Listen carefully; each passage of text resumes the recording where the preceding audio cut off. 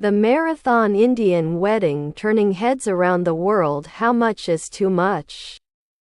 That's the question many in India are asking as the months-long wedding festivities for the youngest son of Asia's richest man enter their final phase. The celebrations are expected to culminate this weekend when Anant Ambani, the youngest son of Reliance Industries chairman Mukesh Ambani, ties the knot with Radhika Merchant, daughter of pharma tycoons Viren and Shaila Merchant. There have been 4 months of lavish events leading up to the wedding itself. All the glamorous outfits, stunning jewelry, fairy-tale-like decor and rare performances by Indian and global stars have been the focus of much public attention. It is nothing short of a royal wedding, says writer and columnist Shobha De. Our billionaires are the new Indian Maharajas. Their shareholders expect nothing less than a mega extravaganza. Indians have always loved pomp and pageantry, just like the British, she says. Adding that the scale of the wedding is in keeping with the Ambani wealth. But the hullabaloo around the wedding has drawn as much ire as public fascination. Many have criticized the opulence and the sheer magnitude of wealth on display in a country where tens of millions live below the poverty line and where income inequality is extreme. The wedding can easily be seen as a kind of a mockery, a sort of blindness to the reality of the country at one level. At another level, however ridiculous this might be, it is still in keeping with the grossly distorted, almost grotesque bloating of Indian weddings in the last decade or so, writer and commentator Santosh Desai tells the BBC. It is part of a larger shift that is taking place. A generation or two ago, wealth was spoken of in whispers. Today, wealth must speak as loudly as possible. Even then, the scale of this wedding makes it an outlier. With a sprawling business empire, ranging from oil, telecoms, chemicals, technology and fashion to food, the Ambanis are a ubiquitous presence in India and their lives are the subject of intense public fascination. Mr. Ambani's personal fortune is estimated at a staggering $115 billion, £90 billion. Anant, 29, holds a position on the Reliance Industries board of directors. Ambani Sr., along with fellow Indian business tycoon Gautam Adani, is reported to be close to Prime Minister Narendra Modi's government, with opposition parties accusing the authorities of unduly favoring the two business houses, accusations both the government and the businessmen deny. While the Ambani family's enormous wealth and clout are well known in India, many outside the country may not have realized the extent of their riches until now.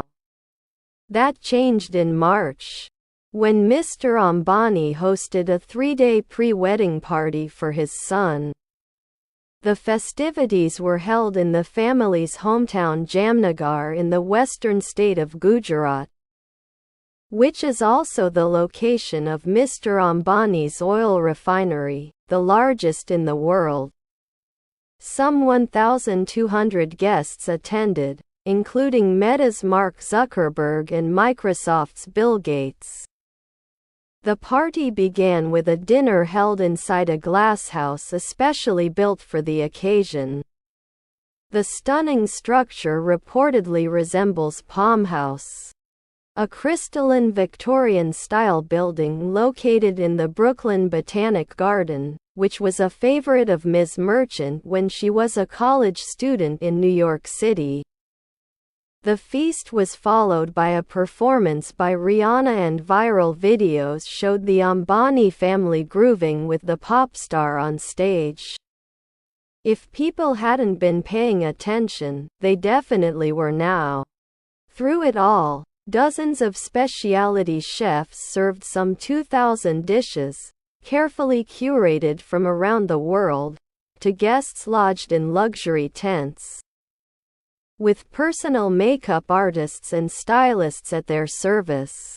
There was also a 10-page manual on the dress code for the events, which included a jungle fever theme for a visit to a family-owned animal sanctuary, followed by a Moulin Rouge-themed house party held at the sprawling grounds of their palatial residence.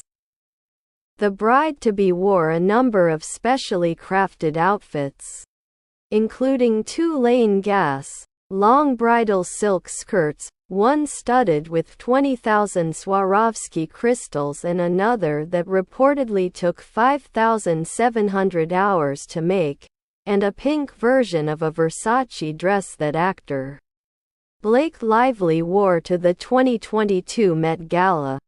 The groom mostly wore Dolce & Gabbana outfits and flaunted a Richard Mille wristwatch, worth an estimated $1.5 million.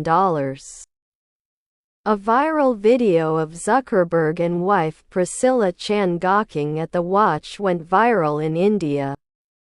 Newspapers and websites perfectly captured the opulence of these dazzling events, attended by the glitterati from around the world. It was almost like the time of Maharajas 100 years down the line, the New York Times reported. There was also backlash after India's government overnight designated the city's small airport into an international airport, expanded its staff and deployed military and Air Force personnel in service of the family. The final night of the 3-day jamboree, which ended with a shower of confetti, fireworks and a light show, set the tone for what was to come next. In June, the couple and their guests took their pre-wedding celebrations overseas, literally. The party, which included top Bollywood stars, embarked on a luxury cruise along the stunning azure coastline of the Tyrrhenian Sea in Italy, to the French Mediterranean. They stopped in Rome, Portofino, Genoa and Cannes for late-night revelry that reportedly brought complaints from local people. This time, the celebrations had performances by 90s teen heartthrobs the Backstreet Boys, singer Katy Perry and Italian tenor Andrea Bocelli. This week, yet another set of wedding celebrations kicked off on the family's home turf, Mumbai, with a performance by Justin Bieber. A video of him singing at the edge of the stage as the bride and her friends sing along has been viewed 38 million times. It shows ecstatic women in sequined gowns and saris as they punch their fists skyward in glee. The crowd doesn't miss a beat to Bieber's verse, "You should go and love yourself." The scale of the celebrations show that nothing is out of reach for the family. And there is speculation that Adele could be performing at the actual wedding this weekend. The family, however, are tight-lipped. Of course, India isn't a stranger to the concept of big fat weddings. The country is the largest spender on marriage ceremonies after the US. Tina Tharwani, co-founder of the Shadi Squad, says in recent years, there's been a noticeable trend where weddings have become larger-than-life events that veer towards excessiveness. Driven by societal expectations, competitive displays of status, and a desire to create memorable moments. So, we've seen expensive weddings routinely make headlines in recent years. such as this $74 million wedding in 2016. Other Ambani children have also had lavish pre-wedding festivities. Hillary Clinton and John Kerry were among attendees at Isha Ambani's pre-wedding bash in 2018, which featured a performance by Beyoncé. A year later, Akash Ambani's pre-wedding bash featured a performance by Coldplay.